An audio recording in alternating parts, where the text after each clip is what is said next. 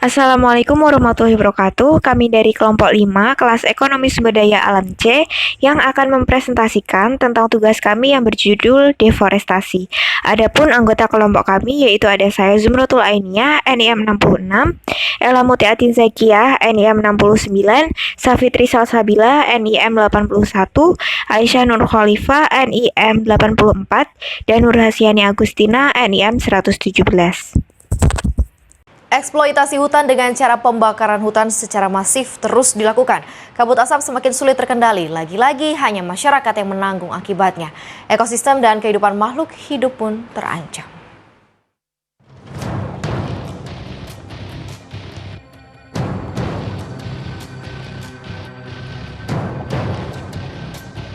Peristiwa kebakaran hutan dan lahan gambut semakin meluas di berbagai wilayah. Kebakaran hutan dan lahan tidak dapat dipandang sebagai masalah yang berdiri sendiri. Ia harus dipandang sebagai sebuah gejala dari memburuknya kesehatan hutan alam. Eksploitasi hutan alam dalam skala masif yang dimulai dilakukan pada awal tahun 70-an telah menyebabkan hutan-hutan alam rusak parah. Eksploitasi hutan alam untuk memenuhi industri perkayuan dan perluasan kebun sawit telah memaksa hutan alam hancur berkeping-keping. Hutan dan alam telah terdegradasi dan menyebabkan ia kehilangan keseimbangan ekologis, sehingga menjadi rentan terhadap kebakaran. Keadaan ini diperparah dengan politik konversi hutan alam, di mana pemerintah memberi intensif kebijakan dan finansial bagi pengusaha-pengusaha membuka perkebunan monokultur skala besar seperti perkebunan kelapa sawit dan kebun kayu komersial atau HHTI. Insentif seperti dana reboisasi kepada pengusaha HTI telah menyebabkan percepatan konversi hutan alam menjadi perkebunan-perkebunan monokultur dan melegitimasikan pengerusakan hutan alam menjadi lebih luas. Menurut data Sawit Watch, luas perkebunan kelapa sawit di Indonesia saat ini mencapai 11,5 juta hektar are. Dari 70% kebakaran terjadi di luar kawasan hutan seperti ladang ataupun perkebunan sawit. Sedangkan 99% penyebab kebakaran hutan di wilayah Kalimantan dan Riau terjadi karena dibakar. Akibat demi membukanya lahan guna kepentingan golongan, masyarakat harus menanggung akibatnya.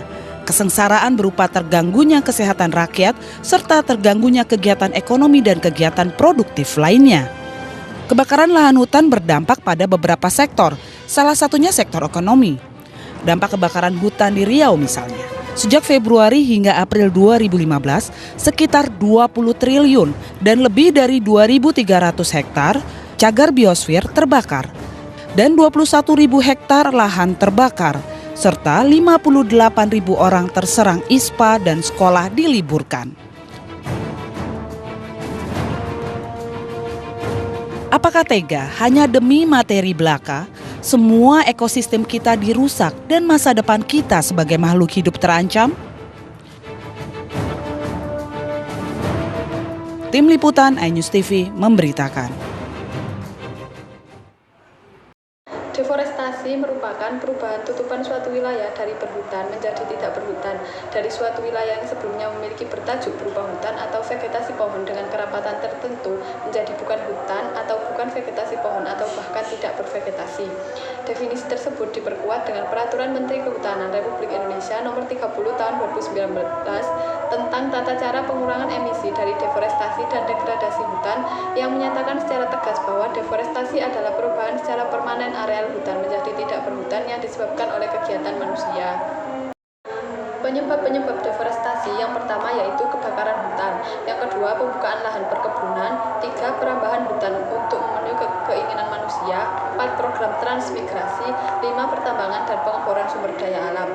Untuk dampak-dampak yang diakibatkan dengan adanya deforestasi yaitu yang pertama bencana alam, 2 kepunahan flora dan fauna, 3 pemanasan global dan perubahan iklim, 4 terganggunya siklus air. Untuk pembahasan yang pertama yaitu ada identifikasi masalah. Berdasarkan video sebelumnya, terdapat beberapa permasalahan yaitu kebakaran hutan dan lahan gambut yang semakin meluas di berbagai wilayah. Kebakaran hutan menjadi salah satu penyebab deforestasi yang umumnya dijumpai di Indonesia. Kebakaran membuat angka deforestasi menjadi semakin parah dibandingkan kehilangan lahan yang disebabkan oleh kegiatan konversi lainnya.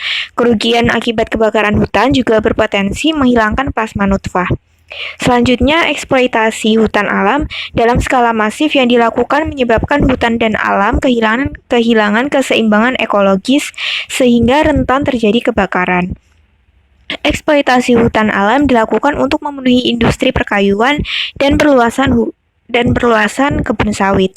Selain itu, adanya politik konversi hutan alam berupa intensif kebijakan dan finansial bagi pengusaha-pengusaha yang membuka perkebunan monokultur skala besar seperti perkebunan kelapa sawit dan kebun kayu komersial menyebabkan percepatan konversi hutan alam itu sendiri. Adanya kegiatan deforestasi menjadikan masyarakat sebagai elemen yang paling terdampak dengan terganggunya kesehatan, kegiatan ekonomi, dan kegiatan produktif lainnya. Assalamualaikum warahmatullahi wabarakatuh. Sebelumnya perkenalkan, nama saya Aisyah Nur Khalifah dengan NIM 84. Selanjutnya adalah solusi dari permasalahan tersebut. Yang pertama, seringkali penyebab kebakaran hutan adalah ketidaksadaran masyarakat yang berupa kecerobohan sehingga menyebabkan hal fatal seperti kebakaran hutan atau lahan. Untuk itu, perlu memberikan peringatan agar tidak sembarangan membakar sampah ataupun rumput di sekitar hutan, sehingga perlu dilakukannya konsolidasi dan koordinasi seluruh pihak untuk bersama-sama mencegah terjadinya kebakaran hutan. Dukungan juga penting, seperti bantuan dana untuk kelompok masyarakat yang peduli akan pencegahan dan penanggulangan, akan tetapi tidak memiliki dana dalam kegiatan pelaksanaannya. Selain itu, membuat sekat-sekat kanal untuk pengaturan hidrologi air pada lahan gambut. Dengan begitu tanahnya menjadi lembab dan basah sehingga tidak mudah terbakar, terutama saat musim kemarau. Yang kedua adalah melakukan penebangan dengan sistem tebang pilih untuk mewujudkan hutan dengan struktur yang sesuai dengan lingkungan dan terwujudnya pengelolaan hutan yang berkelanjutan. Sistem tebang pilih ini diharapkan mampu menjaga dalam keberlangsungan ekosistem hutan dan berfungsi dalam penyangga kehidupan. Selain itu juga dapat melakukan reboisasi dan penghijauan. Yang ketiga adalah mempertegas peraturan perundang-undangan untuk mengatur pembatasan jumlah penebangan hutan, perencanaan penebangan hutan, dan lain sebagainya. Untuk solusi selanjutnya adalah melakukan rehabilitasi dan penanaman kembali pada lahan yang sudah terdegradasi. Untuk yang kelima, mencari alternatif untuk pembukaan lahan, khususnya yang berhubungan dengan pertanian dan perkebunan. Untuk yang keenam, melakukan pengawasan dengan baik. Untuk yang terakhir, melakukan pengelolaan lahan secara tepat dan menghindari kerusakan. Selain itu, pengelola kawasan hutan juga harus memiliki sertifikasi. Salah satunya adalah sertifikasi PHPL atau pengelolaan hutan produksi lestari. Sertifikat ini bisa dilakukan di lembaga terpercaya seperti Mutu Institute. Sertifikat yang dilakukan di sini akan memberikan pengetahuan tentang lengkap terkait dengan pengelolaan hutan yang sesuai dengan standar. Jadi, proses pengundulan hutan bisa diminimalkan atau dicegah, ditambah lagi dengan audit secara rutin untuk melihat apa saja kesalahan yang sudah terjadi, sehingga bisa segera dievaluasi dan diperbaiki. Yang selanjutnya yaitu peran stakeholder dan juga lembaga swadaya masyarakat. Untuk yang pertama yaitu ada pemerintah pusat. Nah, pemerintah pusat selaku pengelola dari kawasan hutan dalam mengatasi masalah deforestasi adalah dengan menyusun rencana dan juga strategi pengelolaan kawasan hutan dengan melibatkan seluruh stakeholder terkait. Nah, pemerintah harus dapat melakukan komunikasi dan juga koordinasi dengan stakeholder lainnya sehingga tercipta kesamaan persepsi dan juga pembagian peran dalam mewujudkan tujuan pengelolaan hutan yang lebih baik. Kemudian yang kedua yaitu Dinas Kehutanan dan Perkebunan. Nah, Dinas Kehutanan dan Perkebunan sangat berkepentingan terhadap kelestarian hutan yang ada di wilayah kerjanya karena merupakan salah satu tolak ukur keberhasilan pembangunan kehutanan. Nah, untuk mewujudkan keberhasilan pembangunan kehutanan, Dinas Kehutanan menetapkan peta indikatif penundaan pemberian izin baru revisi nomor 13 sebagai salah satu bentuk upaya pengendalian deforestasi. Kemudian yang ketiga ada masyarakat. Nah, partisipasi masyarakat juga menjadi kunci dalam perencanaan perlindungan area hutan yang mengelaborasikan pandangan masyarakat dalam menentukan kawasan-kawasan penting dalam hutan, termasuk petani yang juga turut membantu penyelamatan hutan di Indonesia. Kemudian yang terakhir yaitu Lembaga Swadaya Masyarakat atau LSM. Nah, stakeholder ini berkepentingan dalam hal peningkatan kapasitas masyarakat, yaitu peningkatan pengetahuan dan keterampilan khususnya dalam hal pengelolaan sumber daya lahan secara lestari yang diharapkan akan berdampak kepada kelestarian area hutan.